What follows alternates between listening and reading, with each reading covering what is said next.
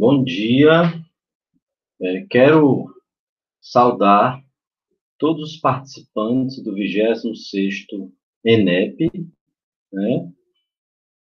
Me chamo Osmar Alencar Júnior, sou professor do Departamento de Economia da Universidade Federal do Delta do Parnaíba, também sou professor do Programa de Pós-Graduação em Políticas Públicas da Universidade Federal do Piauí e coordenador do Observatório do Fundo Público. Venho aqui apresentar o artigo aprovado pelo ENEP, justamente o artigo é intitulado O Impacto, do Novo Regime Fiscal, ou seja, a Emenda Constitucional 95, na distribuição do gasto público federal, como vocês podem ver aí. Esse trabalho faz parte de pesquisas que nós estamos fazendo no Observatório do Fundo Público. Bem, como é que está dividido esse trabalho? Esse trabalho está dividido, além da introdução de suas considerações finais, no primeiro, sessão onde discute a institucionalização do novo regime fiscal, no governo Temer, como isso implicou no orçamento federal, principalmente na distribuição das despesas públicas.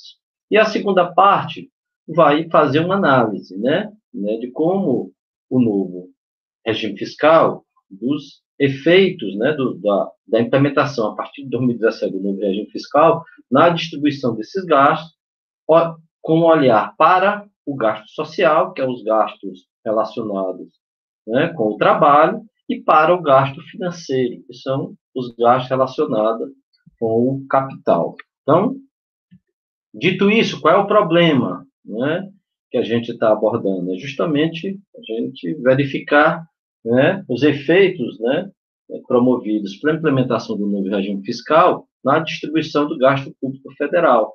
E aí com um olhar voltado mais para o gasto social e para o gasto financeiro. Ainda mais em um momento em que a gente vive de aprofundamento da crise com a pandemia e com mais de 340 mil mortes no país. Como esse novo regime fiscal ele vem afetando os gastos públicos do governo federal. Com o objetivo, além de verificar esse impacto, é trabalhar justamente como é que se dá o comportamento dos gastos sociais, que representa, como eu já disse, o interesse da classe trabalhadora, e o comportamento dos gastos financeiros relativo aos interesses da fração da burguesia financeira e rentista brasileira. Brasileira, também internacional. Como metodologia, a gente fez uma pesquisa documental a partir da coleta e análise dos dados no Sistema de Informações Siga Brasil, do Senado Federal, que é o Sistema de Orçamento Público brasileiro, a partir do olhar das despesas pagas pela União. Esses dados coletados eles foram deflacionados pelo GPDI, da Fundação Getúlio Vargas, como a partir do mês de referência janeiro e o ano de 2021. Bem, a gente inicia essa primeira parte falando de como se dá essa institucionalização do novo regime fiscal. Lembrando que o ano de 2015 ele se inicia com a reeleição da presidente Dilma Rousseff, mas com uma crise política se instalada no país muito pela o não aceite do PSDB pela derrota e colocando questionamento sobre a vitória de Dilma Rousseff com uma pequena margem de diferença de votos. Essa crise política ela se aprofunda com a eleição do Eduardo Cunha para presidente da Câmara Federal, diga-se de passagem, com apoio da Dilma, mas o Eduardo Cunha, a partir de então, passa a fazer uma chamusca, ameaçando colocar em votação pedido de impeachment da presidente. Para e passo isso, você tem também a realização pela Justiça a Operação Lava Jato, né, que coloca o ativismo, né, principalmente o ativismo judicial, o ativismo político-judicial, para também contribuir para o aprofundamento dessa crise política. Dilma, diante dessa pressão, muda a sua política econômica, chama para ministro da Fazenda, Joaquim Levy. Joaquim Levy faz um duro ajuste fiscal, né? Dilma sinaliza para tentar fazer um acordo, né, com a direita conservadora, então chama um banqueiro da finança para fazer um ajuste fiscal duro, né, para reduzir os gastos, principalmente os gastos sociais. Né? Esse ajuste fiscal, em vez de melhorar a situação, né, reduzir o déficit público, não consegue, né, o déficit continua galopante e isso aprofunda a crise econômica, uma recessão no país, uma série de complicações aprofundando tanto uma crise econômica como a crise política. Esse aprofundamento da crise faz com que o Temer, o vice-presidente, faça uma articulação, né, com os partidos, os demais partidos insatisfeitos, para derrubar, para golpear a presidente Dilma e acha, não é, no discurso das pedaladas fiscais, né, um crime de improbidade e nessa articulação com setores da justiça e com o parlamento, não é, golpeia e faz o impeachment da presidente Dilma, né? Esse impeachment da presidente Dilma, né, assume Temer, e Temer já com uma nova proposta, não é, para conter, né, essa crise, tem que ter um novo regime fiscal, não é? E lança a emenda constitucional 95, né, como sendo o último caminho para a confiança e o crescimento. Este novo regime fiscal se baseia no seguinte diagnóstico, o diagnóstico da equipe de Temer, não é? Que essa crescente déficit, né, gera uma insustentabilidade dos gastos públicos, né, e um aumento galopante da dívida pública, né, gerando um quadro de desequilíbrio fiscal no governo federal. E a raiz desse problema está justamente no crescimento acelerado da despesa primária, né, pois, segundo o governo de Temer, ela cresce numa velocidade muito maior que o PIB, não é? Devido à irresponsabilidade, segundo o governo, dos governos petistas, que aumentaram demasiadamente o gasto primário, principalmente o gasto social, e isso, né, seria a causa principal do problema do déficit, né? Para resolver isso, o governo Temer, a solução encontrada pela equipe econômica é estabilizar o crescimento da despesa pública primária, né, justamente a despesa com a máquina pública, com os investimentos e com os gastos sociais, para conter a expansão galopante da dívida. E isso é realizado, né, com a aprovação da emenda constitucional 95 em dezembro de 2016. Instala-se a partir daí, né, a emenda constitucional 95 instituiu como regra um novo regime fiscal com duração de 20 anos, a partir de 2017, com a possibilidade de revisão em 2027. Estabeleceu limites para as despesas primárias, o novo regime fiscal, não é? As despesas pagas, inclusos estas a pagar do governo federal, em que o montante do ano anterior poderá ser reajustado pela inflação acumulada, né, em 12 meses, medida pelo Índice Nacional de Preço ao Consumidor. Então, essas despesas não podem crescer acima da inflação, ou seja, elas estão limitadas à recomposição da inflação anterior acumulada, né? E caso todos os poderes, executivo, legislativo, judiciário da República e os órgãos não cumpram ou descumpram os limites dos gastos, uma série de punições ocorrerão, né? Não poderão estabelecer ganhos aos servidores públicos, exceto a adesão judicial, não poderão criar cargo, emprego ou função que aumente os gastos, não poderão alterar a estrutura de carreira, que aumente as despesas, não poderá admitir ou contratar pessoal, a não ser para repor, e não poderão realizar concursos públicos, né? No entanto, algumas despesas, não foram submetidas ao limite imposto pela emenda constitucional 95, principalmente as transferências constitucionais, as diversas transferências, como está aí no slide, as despesas com polícia civil e militar, né, as despesas com eleições, despesas com aumento de capital de empresas estatais não dependentes e também os gastos financeiros não entrarão nesse limite, nesse teto, ou seja, os gastos com juros e amortização da dívida pública federal. Portanto, o limite das despesas do governo federal, né, esse teto, incide sobre os gastos não financeiros, exceto alguns que nós acabamos de falar, ou seja, colocando de fora uma outra parte importante do gasto público, que é os gastos financeiros. Né? Isso dá margem para a seguinte interpretação. Né? Como o gasto público é composto por gasto financeiro e gasto não financeiro, caso os gastos financeiros cresçam numa velocidade superior à queda dos não financeiros, o novo regime fiscal não conterá o desequilíbrio fiscal. Pelo contrário, poderá ampliá-lo.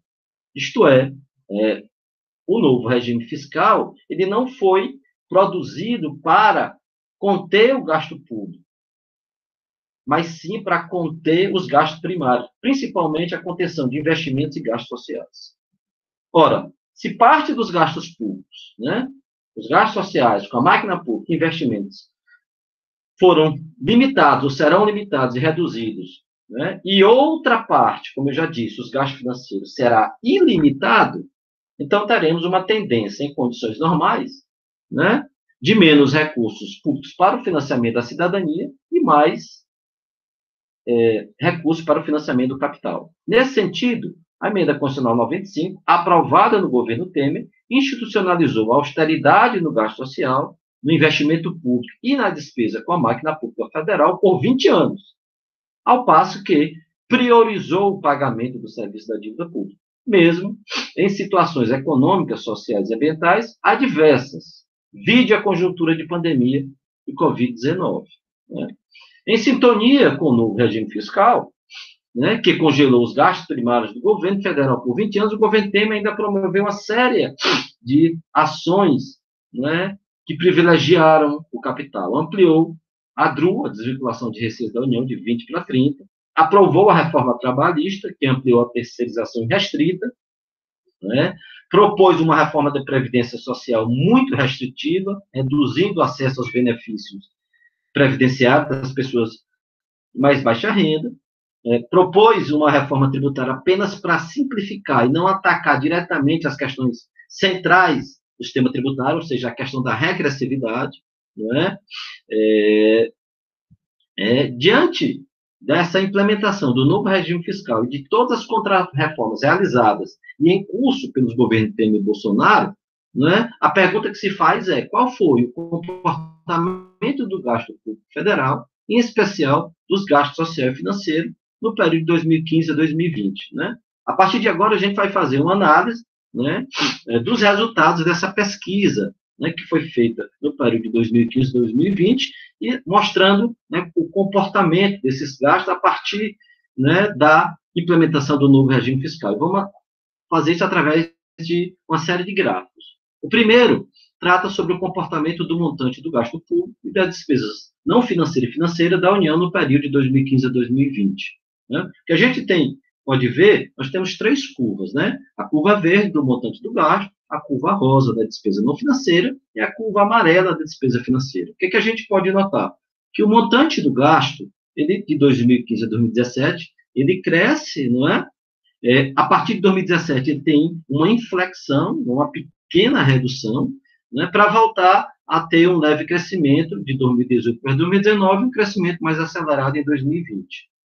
A despesa não financeira, ela acompanha o ritmo do crescimento do gasto total de 2015 a 2017, só que numa velocidade menor, tem uma redução maior do que a redução do gasto total, voltando a se inclinar, né, de um leve crescimento em 2018 para 2019, com um crescimento um pouco mais acelerado em 2020.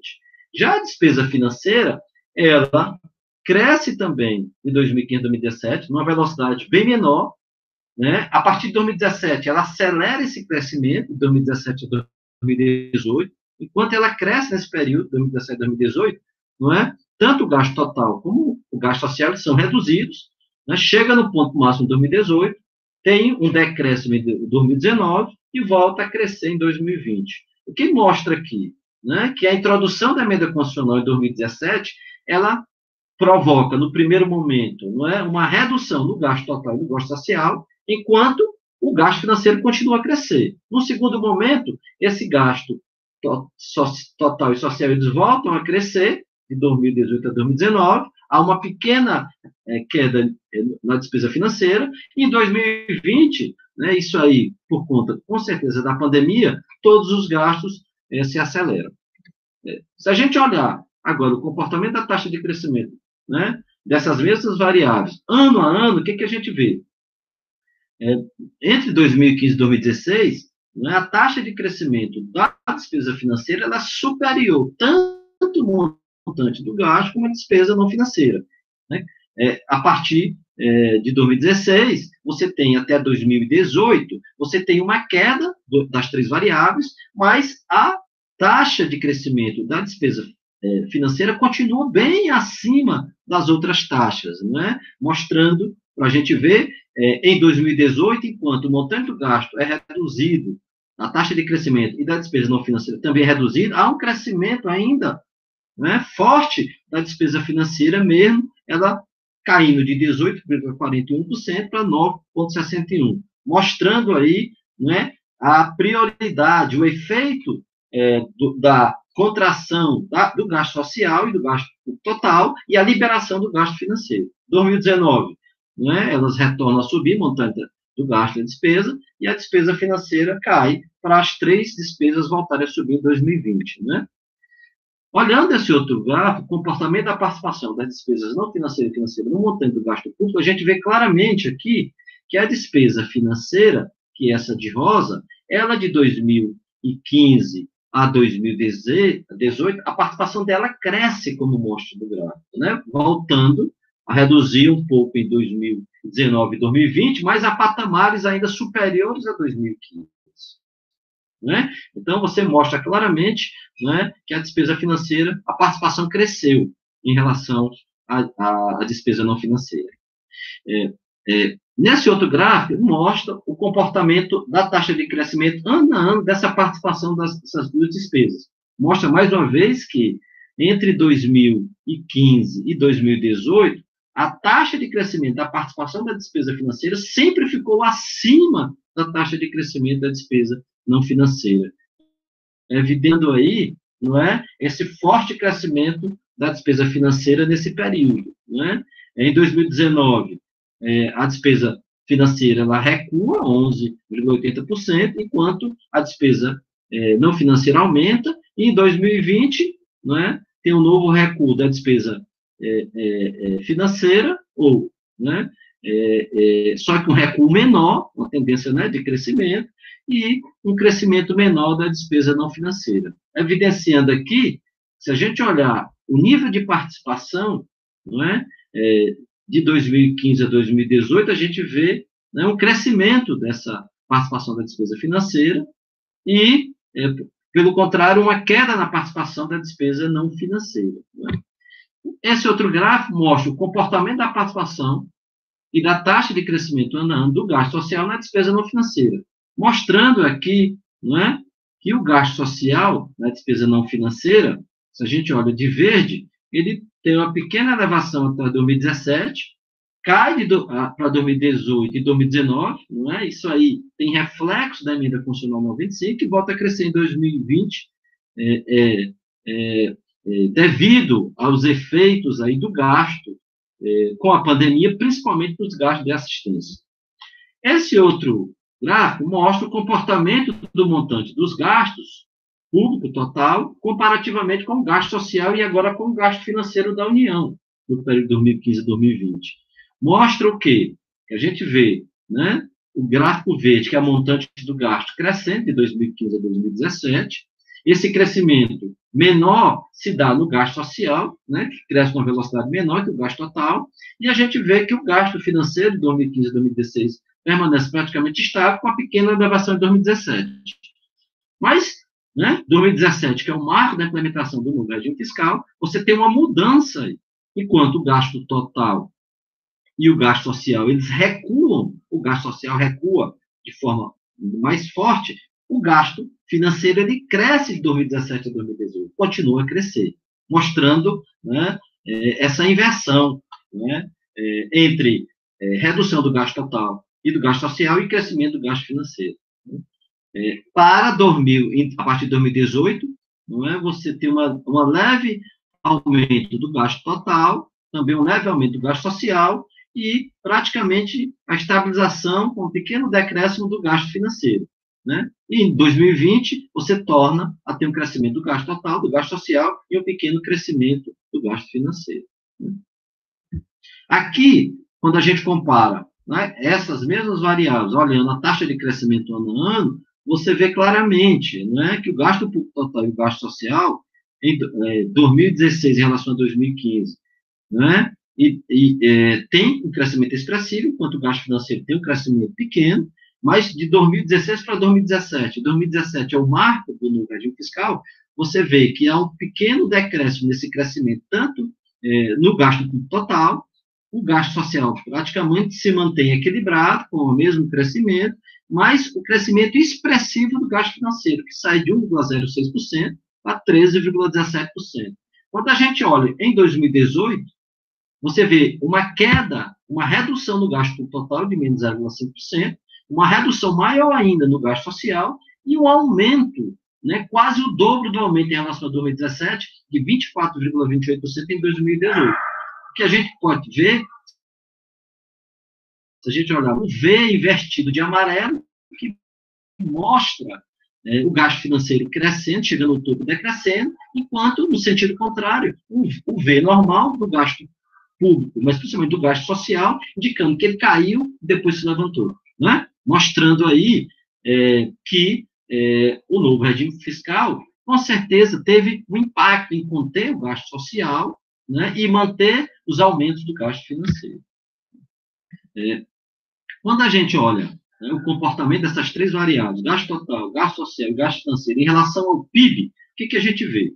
A gente vê que o gasto total em relação ao PIB, ele cresce de 2015 para 2016, um pouco, permanece praticamente em estabilidade entre 2016 e 2019, com uma leve tendência de aumento, mas a curva mostra, e um crescimento mais forte de 37,95% em 2020. O comportamento do gasto social é um pouco parecido, né, com o comportamento do gasto total. Né? Cresce de 2015 até 2016, não é? Continua a crescer, mas de forma mais lenta para 2017, né? Chegando a recuar de 2017 para 2018 e voltando a se elevar, mas num patamar inferior a 2017, né, em 2019. E aí, tendo um crescimento maior em 2020. Já o gasto financeiro, ele era, né, era 6,55%, né, a sua taxa de crescimento, a sua taxa de crescimento não, a relação, né, a taxa de crescimento do gasto financeiro em relação ao PIB. Ele cai para 6,3%, uma pequena queda, né, mantém-se em estabilidade em 2017, 2018, ele cresce, né, um crescimento mais acelerado, bate 7,71%, recua para 7,35% em 2019 e volta a crescer 8,61%. Ou seja, claramente que a partir de 2017, né, há um crescimento da relação gasto financeiro-PIB, apesar de ele chegar num pico de 7,71 e depois recuar e subir, mas a patamares acima dos patamares de 2017. Né? Então, e se a gente olha novamente esse comportamento na taxa de crescimento ano a ano, né, dessas variáveis, nós vemos claramente que o gasto total e o gasto social sai de um crescimento de 8,22 e 6,27 e reduz esse crescimento para 2017, reduz mais ainda o crescimento, né, esse crescimento nessa relação das duas variáveis com o PIB em 2018, né, 2019, o gasto total, né, cai um pouco, o gasto social, né, um pequeno crescimento, para depois crescer de forma forte em 2020. Já o gasto financeiro acontece justamente o contrário nesse primeiro momento. Você vem de uma queda no gasto financeiro, de 2015 para 2016, né, aumenta, tem um aumento para 0,12%, um aumento pequeno, mas comparado com a queda grande em 2016, você tem um crescimento, como mostra o gráfico, e um forte crescimento, chegando num pico de crescimento em 2018 de 20,68%, quando o gasto social afundou, não é? E o gasto total teve um leve crescimento, mostrando aí, novamente, aquele V invertido, não é? Que o gasto financeiro, PIB, ele cresce a partir de 2017, né, em relação ao período anterior, né, e o gasto social decresce nesse mesmo período, voltando a crescer a partir de 2019. Né? Quais considerações a gente pode tirar dessas análises? Primeiro, a primeira constatação é que o montante do gasto público federal ele cresceu no período de 2015 a 2020, no entanto, cresceu de forma desacelerada até 2017, quando teve reduzido seu crescimento em 2018, para voltar a crescer em 2019 e 2020, mas a taxas inferiores a 2017. A segunda é que a desaceleração do crescimento no montante do gasto público federal teve um impacto muito maior na redução da participação da despesa não financeira do que no declínio da participação da despesa financeira, principalmente no período de 2015 a 2018, o que evidenciou a prioridade no corte das despesas não financeiras. A terceira, apesar da participação do gasto social na despesa não financeira ter crescido no período de 2015 a 2020, teve sua importância relativa reduzida no governo federal até o ano de 2019, voltando a crescer em 2020, muito devido à necessidade de ampliação dos gastos sociais para mitigar a pandemia do Covid-19 no Brasil. A quarta, que o crescimento do montante dos gastos social e financeiro acompanhou a expansão do gasto público federal no período de 2015 a 2020. No entanto, no período de 2015 a 2019, o montante do gasto financeiro cresceu numa proporção maior do que a do gasto social, demarcando a preferência dos governos Dilma, Temer, Bolsonaro, não é? Em atender aos interesses da burguesia financeira e rentista aos interesses da classe trabalhadora brasileira, principalmente as de mais baixa renda. Quinta e última constatação. A participação do gasto público federal no PIB do Brasil cresceu no período de 2015 a 2020, influenciado mais pelo crescimento do gasto social em relação ao PIB do que pela expansão do gasto financeiro PIB. No entanto, quando analisado o quadriênio 2016-2019, tirando o ano de 2015, ou seja, tirando 2020, que é a pandemia, não é? A razão do gasto financeiro PIB cresceu 19,9%, enquanto a razão do gasto social PIB cresceu menos 0,5%, ou seja, foi reduzida. E o gasto total PIB cresceu apenas 0,8%. O que leva a afirmar que o gasto financeiro foi um dos principais responsáveis pelo crescimento, pelo pequeno crescimento do gasto federal nesse período. Né? Sendo assim, o novo regime fiscal contribuiu para desacelerar o crescimento do gasto público federal, reduzir as despesas não financeiras, por consequência, os gastos sociais, e aumentar as despesas financeiras, ou seja, as despesas com juros e amortização da dívida pública, que atendem aos interesses do capital, principalmente até 2019.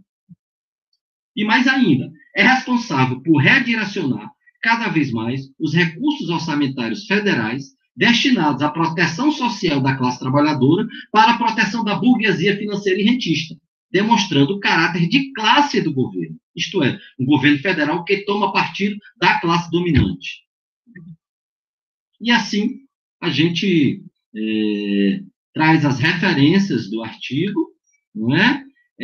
E vamos finalizando aqui a nossa apresentação, né? Agradecendo aí os organizadores desse maravilhoso Encontro Nacional de Economia Política e dizendo, né, que